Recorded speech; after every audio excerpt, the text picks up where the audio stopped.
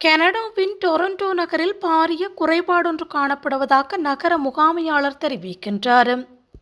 நகர வடிவமைப்பில் பாரிய குறைபாடு காணப்படுவதாக அவர் சுட்டிக்காட்டியுள்ளார்.